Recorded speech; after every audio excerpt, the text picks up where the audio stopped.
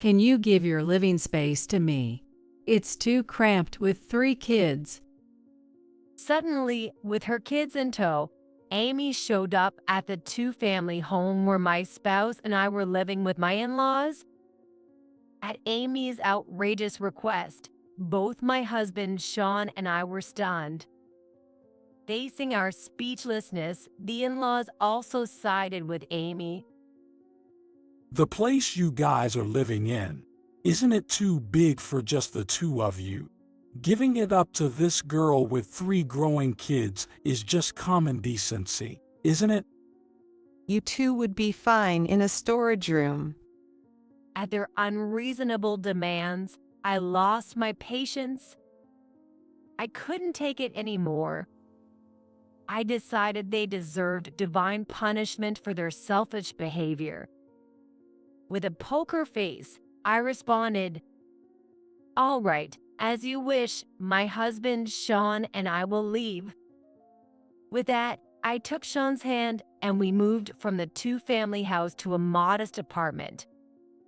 A few days after moving, I received a call from Amy on my smartphone and instinctively answered. What hit my ears was Amy's voice, sounding desperate and angry. What's the meaning of this? I got a notice from the real estate agent to vacate. You know something about this. What did you do? The revenge I took on them, who had taken over our home, was, my name is Heather. I am a home-based worker in my 30s, living with my husband, Sean. The way I met my husband was through a blind date. Having worked from home for a long time before marriage, I had no chance to meet men, which bothered my parents enough to arrange a blind date for me without my knowledge. Initially, I thought it was unnecessary and was confused, but when I actually went to the blind date, the person I met was surprisingly pleasant. Finding common ground, we hit it off and eventually started dating, leading to marriage. The man I married, Sean, is kind and dependable, though a bit timid, possessing qualities I often lack, as I'm considered strong-willed but inflexible. Our married life with him was going smoothly. Sean's parents lived in the town next to ours. Though we didn't live with the in-laws, we maintained a fairly good relationship, occasionally staying in touch and being invited to their home. A few years into our marriage, Katie started suggesting we live together. We're getting on in years, and thinking about the future makes us anxious. Hey, if you don't mind, why don't we live together? Katie mentioned it casually, not wanting to force us, but then the in-laws began to bring up the idea of living together now and then. I could understand the in-laws' concerns about feeling insecure living just the two of them at their age, and I thought living with them, with whom we had a good relationship, might be nice. I was positive about it, but Sean seemed to have some reservations. Are you opposed to living with Katie and the others? Well, I think it'll be okay. His indecisive attitude was usual, so I didn't think much of it. Little did I know that such thoughts would lead to an unforeseen situation. One day, while leading a peaceful life, tragedy struck me suddenly. My parents were killed in a car accident. The suddenness of it left me in shock. Being an only child with no close cousins or relatives to rely on, I had to arrange the funeral without time to grieve. Since I already had no grandparents, I was to inherit all of my parents' estate. I had acquired a considerable amount of assets and my parents' land and house, but the grief of losing my parents and the business of the procedures made it impossible for me to be honestly happy. During this tough time, my kind husband, Sean, was always there, supporting me. And the in-laws, too, showed empathy towards me, unable to express my feelings freely. Heather, it's okay to cry when you're sad. Losing your biological parents so suddenly, it's natural to feel sorrow. I understand there's a lot you need to do, but you must first accept your feelings. Katie told me, making me realize I hadn't cried since my parents passed away. Finally, I was able to cry my heart out. Even after the funeral and inheritance issues were settled, the in-laws seemed more concerned about me, visiting our home more often and bringing gifts. If it bothers you, feel free to say no. Katie laughs at this, but I felt very comforted by the presence of my parents-in-law, who were so kind and concerned about me. I gradually came to think of my parents-in-law as my real parents, who were there for me and worried about me. Then one day, while having tea and chatting at our home, Katie brought up the subject of living together again after a long time.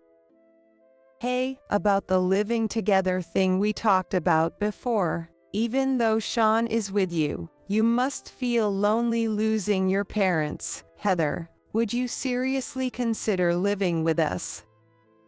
We really want to live with you and Sean. Of course, we can wait until you feel ready, but could you start thinking seriously about it soon? With earnest expressions, the in-laws made the proposal again, warming my heart. After they left, I discussed it with Sean, who was back from work. Katie and her husband proposed living together again. We have to deal with my parents' house, and I was thinking maybe it's a good opportunity to build a new home for us to live together. What do you think, Sean? Well, yo, I think it'll be okay. Let's do it. Sean seemed to be worried about something, but he ultimately agreed with my wish. We then conveyed our desire to live with the in-laws and started preparing for it. My inherited family home was old, so we decided to demolish it and build a new two-family home on the land to live with the in-laws. The demolition and construction were costly, but thankfully, my parents' inheritance covered the expenses, and a few months later, a new duplex house under my name was completed. My parents-in-law liked the completed new house, and with a sense of relief, I started living with them with a renewed spirit. Initially, living with the parents was harmonious. However, I gradually began to feel a coldness in their attitude towards us. Hey, Heather, don't vacuum at such hours. It's too noisy. You're home all day. You can clean anytime. You need to be more considerate of us in your daily life. At first, there were many comments about lifestyle differences and noise, but gradually, criticisms and nagging about household chores increased. It's nice you invited us for dinner, but this meal is so plain, right? Make something more luxurious. Isn't your hospitality lacking?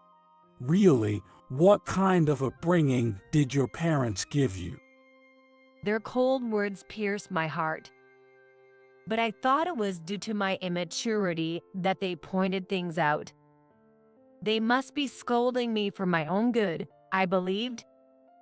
So I accepted their harsh and thorny words and endured.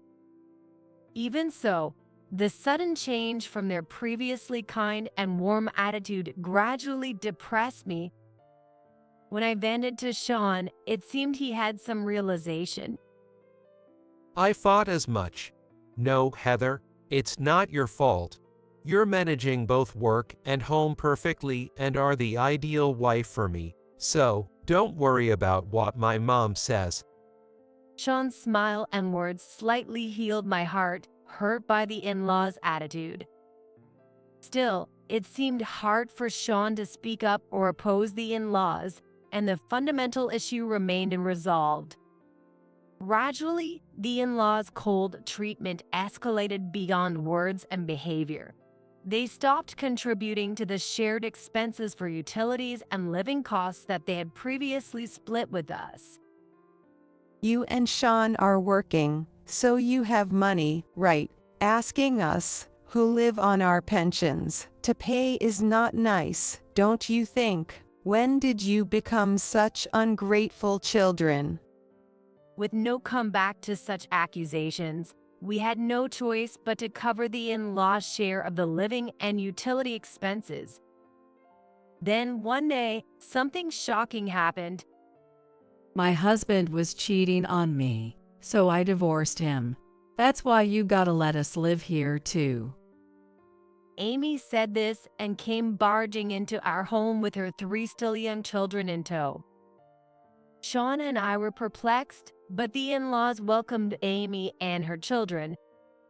This is your home too. Why would we say no? We're more than happy to live with our grandkids.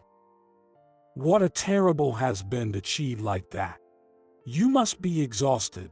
Come in and rest first. Yay, thanks. We'll make ourselves at home. Without even trying to get our consent, who were supposed to be co-living, the in-laws joyfully welcomed Amy and her children. It would have been one thing if it was just a temporary visit, but to move in without our consent. I was hardly convinced and cautiously approached Katie. Well, Katie, suddenly living with Amy and all, it's a bit. Hearing this, Katie glared at me with a cold voice, thinking I was against living with Amy. What about, you want her to go out on the street because her husband left her, even though the children are still young? How can you say such a cold thing? Are you still a human being? Katie snapped at me. I hurriedly tried to correct the misunderstanding, but Katie wouldn't listen. No, that's not what I meant. I just wish we had been consulted about living together, that's all. What's the difference? You're just against living with them. After all, they're going to live in our part of the house, so your consent isn't needed. Mind your own business. With that, Katie slammed the door leading to the in-laws' living space. Left alone, I was dumbfounded by Amy and the in-laws' unreasonable actions and arguments. Living together with Amy and her children, which started by default, was terrible, to put it mildly. Amy's children would barge into our living space, running around and breaking things. Despite repeatedly telling them not to enter our room and asking Amy to scold them, I was only rebuffed. What? Don't meddle in my family's business. And don't you dare scold my kids. It's not that I was scolding them. I just wish they'd learn not to carelessly move between our living spaces or make noise in someone else's home. At least some basic rules. That's being bossy. You let me live in your mother's house. Who do you think you are? Amy yelled with a flushed face and then slammed the door to the in-laws' living area. Apparently, Amy was under the mistaken belief that the house belonged to the in-laws, but I couldn't correct her. In the end, Amy's children's behavior didn't improve. They would intrude into my office and disrupt my work, making both my personal and professional life increasingly stressful. While observing the children, I noticed something. At first glance, the children looked neat, but upon closer inspection, they had numerous cavities and their nails were bitten and ragged, showing neglect in their care. Including their lack of manners, it seemed Amy wasn't really looking after the kids properly. The in-laws, perhaps too indulgent with their grandchildren, didn't seem to pay much attention either. Ever since Amy and her kids came, our lives have been a mess. I'm reaching my limit. Exhausted by the daily chaos, Sean finally confided in me his long-held concerns. It appeared the in-laws had always favored Amy, leaving Sean feeling neglected. However, the in-laws maintained a good facade outside, never letting anyone perceive the family discord or their true nature, and were always regarded as a close-knit family of 4. Sean said that he moved out and started living alone when he got a job, and since then, the in-laws' attitude softened, showing more kindness and consideration. This behavior continued even after I married Sean, and they were also kind to me, so I thought they had changed for the better. But their behavior since we started living together was the same as Sean's childhood experiences. While the in-laws doted on Amy, they ignored Sean, even looking down on him and treating him coldly. This attitude became more evident after they accepted Amy moving in, convincing Sean that the in-laws hadn't changed at all. It seems that my parents' true nature shows depending on whether we live together or not. They are kind and perfect to everyone outside, as long as we don't live with them. But their real attitudes are what we've seen since living together. I'm sorry for not realizing this sooner and making you suffer, Heather. He said with teary-eyed and apologized. I was shocked by Sean's revelation. I couldn't believe that the kind in-laws I knew before we lived together were just a facade, and they had always looked down on us. Though I had started to suspect something was off with the recent attitudes of the in-laws and Amy, facing the reality was still painful. However, silent as he was about it, Sean was a victim too. I couldn't bring myself to be angry with him. Thank you for telling me. Sean, it's not your fault, so don't apologize. Knowing the true nature of the in-laws, I felt the inferiority I had towards them disappear. Secretly, I began making preparations to escape from the in-laws and Amy whenever necessary. A few weeks later, on a day off while Sean and I were relaxing in the living room, Amy made an outrageous suggestion. It's too cramped here for the kids to play freely, since this is where Mom and Dad live. So give us your living space. Wait, are you saying we should leave our own home? Stunned by Amy's absurd claim, both Sean and I were speechless. Amy scoffed at us. Oh, look at you figuring it out. Yes, I'm telling you to get out. As I was lost for words, Katie came from behind Amy. The place you two are living in is too spacious for just the two of you, right? It's only natural to hand it over to this girl with 3 growing kids. Katie said with a smirk, prompting me to retort. That's outrageous. This is our home too. Where do you expect us to live? Not my problem. Live in a storage room or something. That should be enough for the 2 of you. Katie said dismissively, with Amy nodding in agreement. I felt my patience finally snap. I couldn't stand it anymore. They deserved to face consequences for their selfish actions. With that resolve in my heart, I responded expressionlessly. All right, my husband and I will leave this place. But it's difficult to move out immediately, so please wait a week. We'll leave as you wish in 1 week. With that, I took my husband's hand and turned our backs on Amy and her children, who were squealing with joy. Alone with my husband, Sean looked down with a frustrated expression. Heather, I'm sorry. I couldn't say anything. To my disheartened husband, I revealed a plan. It's okay, I've got it all figured out. Actually, Sean was surprised by my suggestion but agreed.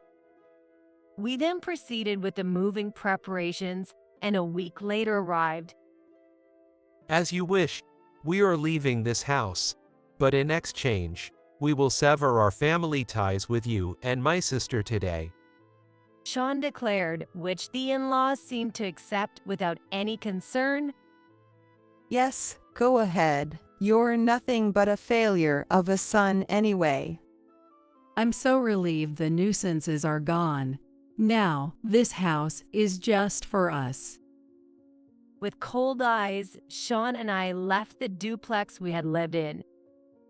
We moved into a rented apartment as a temporary measure and started living peacefully, just the two of us, in a quiet space. A few days after the move, while I was working from home and decided to take a break, I noticed a flood of missed calls from the in-laws and Amy on my personal smartphone. As I was surprised by this, another call from Amy came in. I answered instinctively, and Amy's shouting voice pierced my ears. What the heck? The real estate agent contacted us to vacate. You know something about this. What did you do? In fact, after Sean revealed the in-laws' true nature, I had been preparing to sell the house we lived in with them. I secretly requested estimates from several real estate agents, selected one, and initiated the sale process right after they declared they were kicking us out. The assessed value of the house itself was beaten down by the fact that it was a duplex, although it was newly built, but the land was a single lot, so they were able to get a good price there. Thus, I managed to sell the land and the new duplex I inherited from my parents, recovering a significant amount of money. That's ridiculous. That house belongs to my parents. You can't just sell it. Amy seemed to be under the mistaken belief that the house was in the in-laws' name, so I corrected her. No, I built the house under my name, so it was legally mine. I was just leasing part of the living space to Katie and her husband. Well, now it's sold, so it's someone else's house. What did you say? It seemed the call was on speaker, as I could hear not only Amy's but also Katie's shocked voice. What? The house wasn't in Sean's name. We thought it was his, so naturally, it would be ours as his parents. You deceived us, you liar. At the moment you said you were leaving, normally the property rights should have been transferred to us. What ungrateful cowards. The in-laws and Amy yelled and hurled insults. I dismissed them with, "It's not fair to say that we cheated you. You are the ones who misunderstood me. I just got rid of my property, so please leave as soon as possible." With that, I hung up, ignoring Amy's continued ranting. The in-laws, having received an eviction notice from the real estate agent, had no choice but to vacate the new house reluctantly. Rumor has it that the in-laws and Amy's family, having lost their place to live, started renting an apartment, but the children's mischief and noise led to numerous complaints from neighbors. Due to the sheer number of complaints and the severity of the mischief, it seems the landlord could not stay silent, and they were evicted from the apartment within a month. Having lost their place to live again, the distressed in-laws shockingly stormed into Sean's office. Call Sean. We are his family. We have something to say to him. The receptionist, sensing something was wrong from their shouting in the lobby, discreetly contacted Sean while detaining Amy and her parents. Sean explained the situation to his boss, called the police, and the in-laws and Amy were detained when the police arrived. Sean appeared in front of the in-laws only after the police arrived.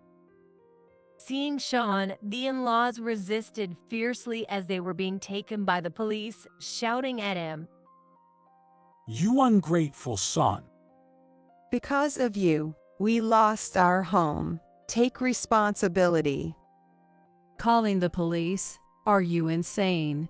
Is that how you treat your family? To the desperately shouting in-laws and Amy, Sean calmly stated, I don't have parents or a sister. I had people who were my parents and sister, but I cut ties with them a few days ago. You and I are strangers. I simply asked the police to deal with the nuisance in our company's lobby. What of it? What? Stunned by Sean's words, the in-laws were speechless. Amy, on the other hand, kept blaming Sean, crying and shouting, "You traitor, heartless," but was eventually taken away by the police. While the in-laws and Amy were being interrogated, we met once with Amy's husband and his parents. They revealed that Amy was the one who had the affair, and although he initiated the divorce, it wasn't finalized yet. Including the recent police incident, Amy's husband demanded a divorce again and sought alimony for the affair. Reluctantly, Amy agreed, and their divorce was finally settled. After the divorce, the children's custody was awarded to Amy's ex-husband. Taking care of the children with help from his parents, he disciplined them well, and now they are said to be very well behaved. After the police incident, the in-laws and Amy were released with just a stern warning and started living in a run-down, cheap apartment. This was because, while living with us, they had spent their money on luxury items instead of contributing to the living and utility expenses, nearly depleting their savings. Amy, unaware of this, was furious. What the heck? I didn't know about this. I was counting on your money for the alimony and living expenses. That's your problem. You were the one who cheated and got divorced. Pay your own alimony. You brought this on yourself. How dare you, you old witch? Even the in-laws, who had doted on Amy, seemed to have lost their patience, and now they were constantly arguing about money. Amy, having cut ties with her affair partner, could not rely on anyone and had to start working part-time out of necessity. However, Amy seems to be causing trouble at her job, and it's only a matter of time before she gets fired. Despite these troubles, the in-laws' spending habits haven't changed. With their living expenses stretched thin and no chance of saving, their financial situation continues to deteriorate. The possibility of being evicted from their apartment due to rent arrears seems imminent. While hearing about the downfall of the in-laws through the grapevine, we used the money from selling the family land and duplex to buy a modest single-family home. Together with my kind husband, we are living a peaceful and happy life.